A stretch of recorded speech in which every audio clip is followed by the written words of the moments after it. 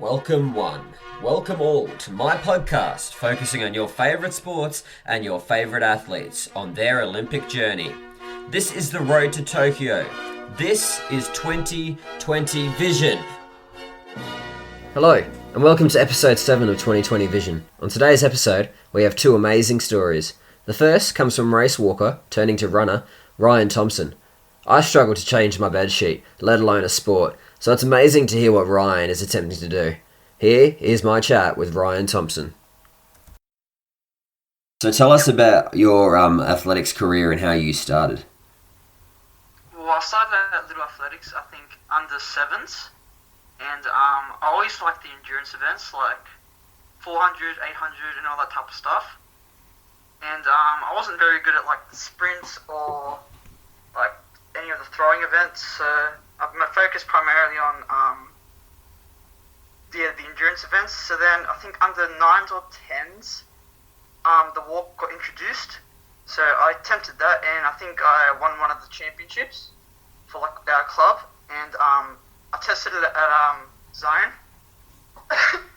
Sorry. Yeah, mate. I'm dealing with the same thing. It's okay. So at Zone, I attempted it, and I eventually made it through to region, and that was the first time ever I made it through to region. Beautiful. So I was pretty stoked about that, and then that's when I got my first coach. It would have been about 2012. So then once I got my first coach, Annette, she helped me, train me, get the technique down and my speed up.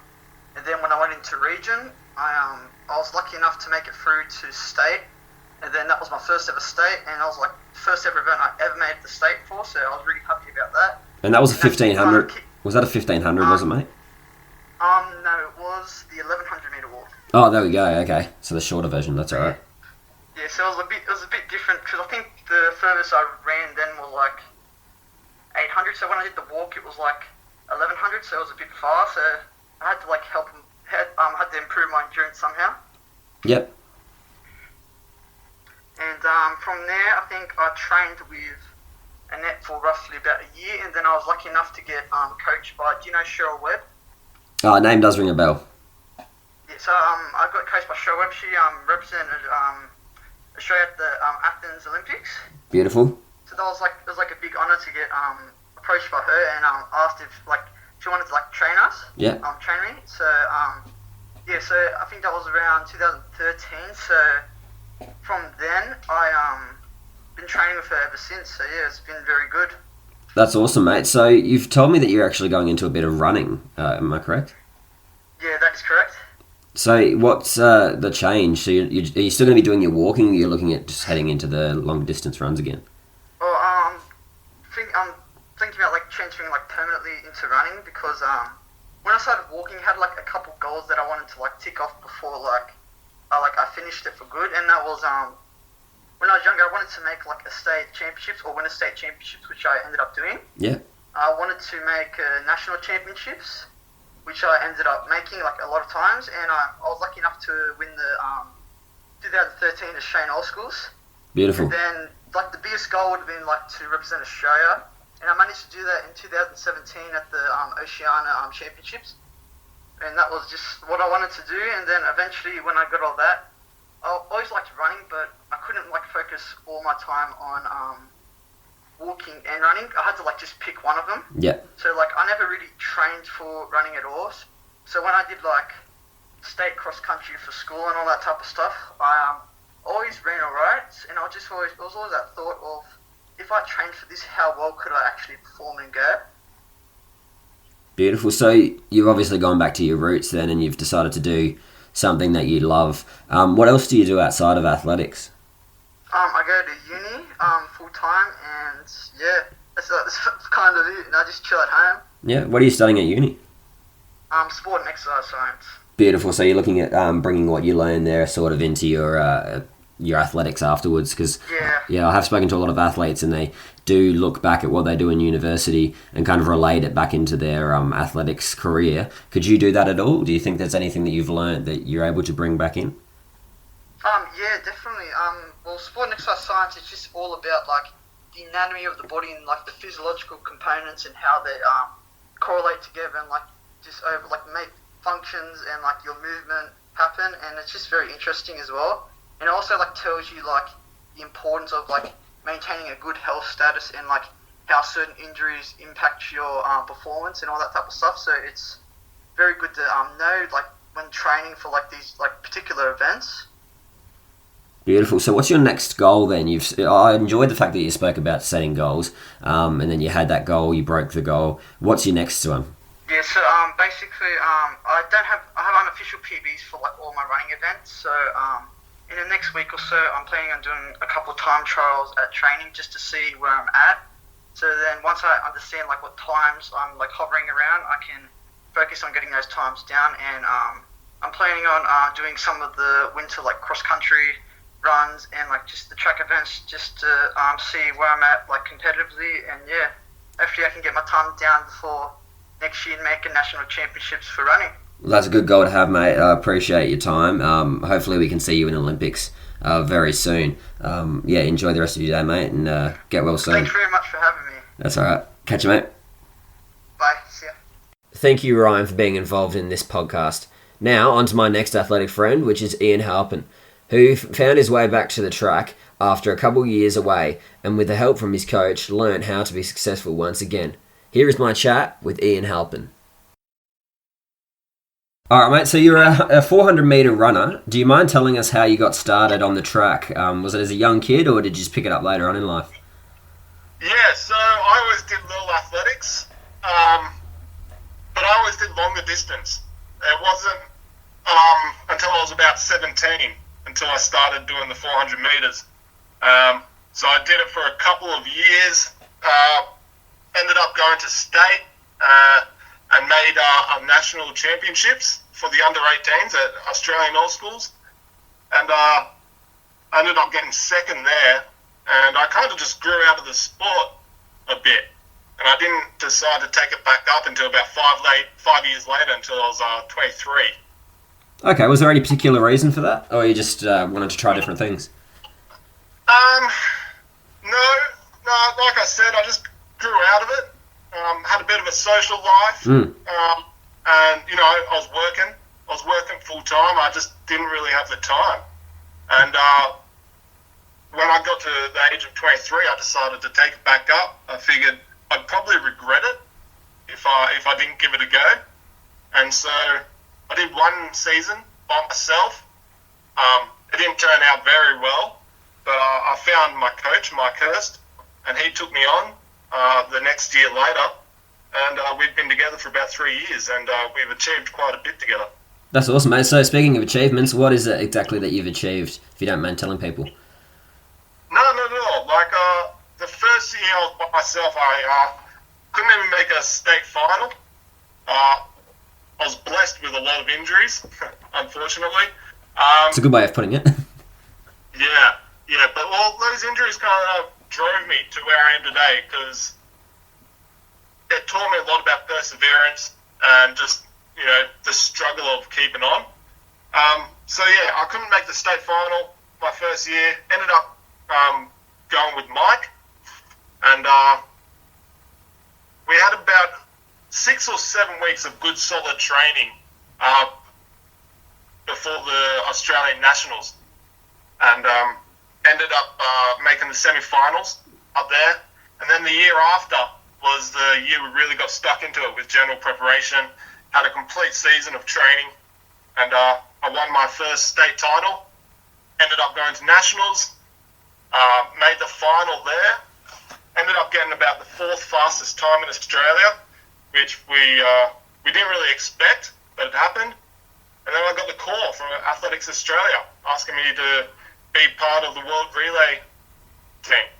Beautiful, and you were in that team with Beck Bennett. I've already had a chat with her. I'm surprised that you didn't train together. Yeah, exactly. Trained together, and Mike was pretty happy when he found out that I was going to be passing the baton off to Beck. That was not pointed at all. No, that's good. I was surprised though that you didn't want to take up skipping as well, like her. Yeah, I don't think my shins would have appreciated it. No, that's okay, mate. So, may I ask, what's the difference in training by yourself? Obviously, you've talked about the injury and everything, compared to having that trainer and coach behind you. What does he make you do that you weren't doing yourself?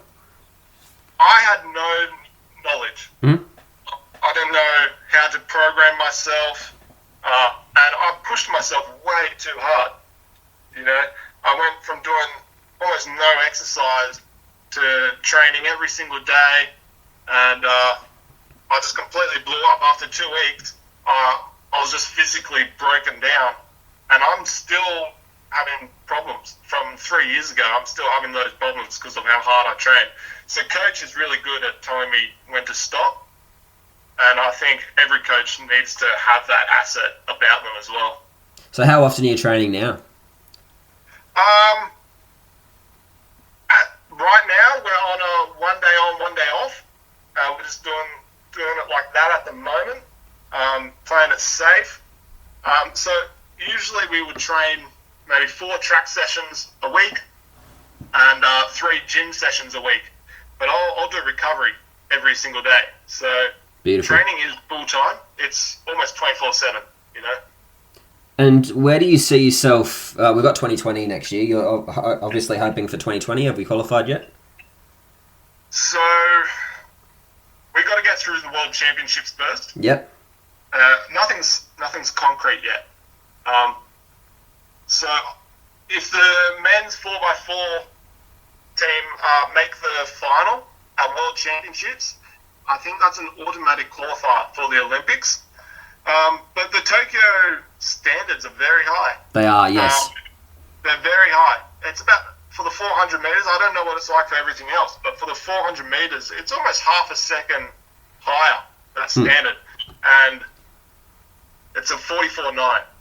Yeah. 44.9 is the standard. And that's a... Are you a fan of the fact that they're bringing in the ranking system? I don't know too much about it, to be honest. So I believe how it works is they've got a certain amount when ranked that can go through, and then they go to the timing slot. Yeah. So if you aren't ranked, then yeah. Currently you're 128th, if you didn't know. Okay. Well, that's... how many of the top rank go through, do you know? To be honest, I don't have it in front of me at the moment. For people that are listening, they can go back to my first podcast where I talked about it with Riddy and Carly, but... I'd have to look into that for yourself, mate. But it's definitely a journey that sounds like you're willing to take, which is cool. What's in regards to like mentality? How do you push yourself forward? What are the sort of tips you can give people to push yourself in regards to mental and physical? Not exhaustion. I don't want to say that word. I want to say, how do you push yourself? There we go with that.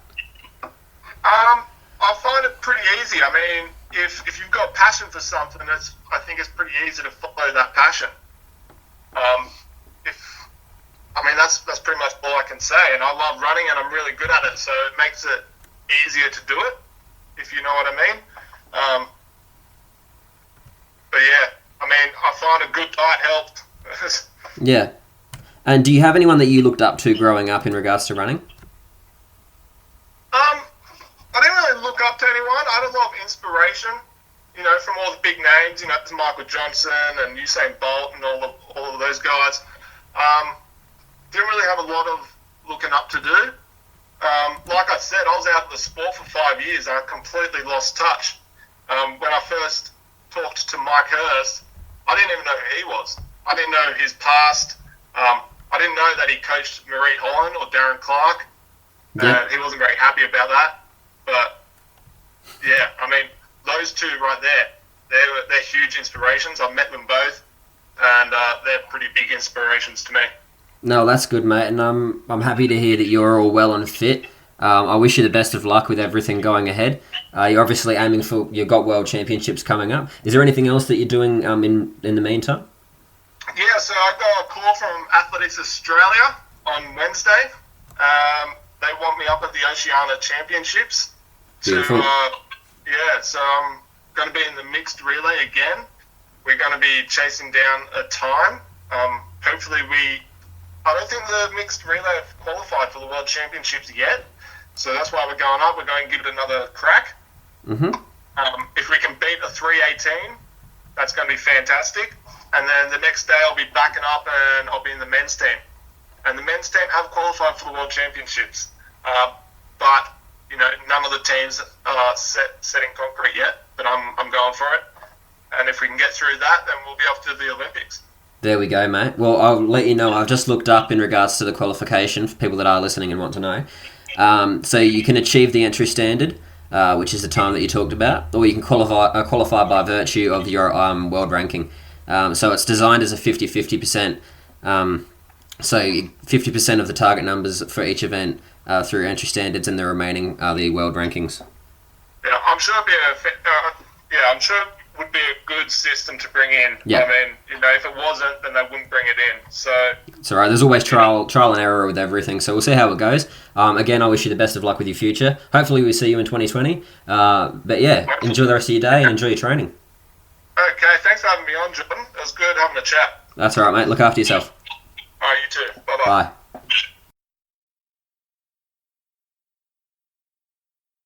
Thanks, Ian, for coming on and being a part of my podcast, 2020 Vision. One thing I realised while having my chats with both Ryan and Ian was that these boys have a lot more to say. And right here I say that I vouch to make my interviews a lot more longer in up-and-coming podcasts. My issue has always been with interviews to kind of stop them, because I don't want to take too much of their time, because in a sense they've got things to do in their day. So now I know that they have more in what they want to say, and I'm definitely going to have that involved in my podcast. So look forward to more in-depth conversations. I'm definitely looking forward to it myself. Thank you very much for joining me on 2020 Vision, episode 7.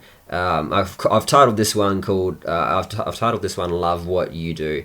And these boys, Ryan Thomson and Ian Halpin, love what they do.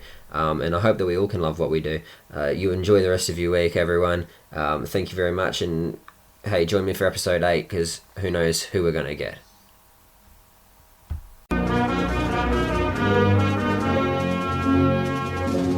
Thank you for listening to another episode of 2020 Vision. If you want to find us elsewhere, go to Podbean, YouTube, or Spotify and type in 2020 Vision. You can also find us on Facebook.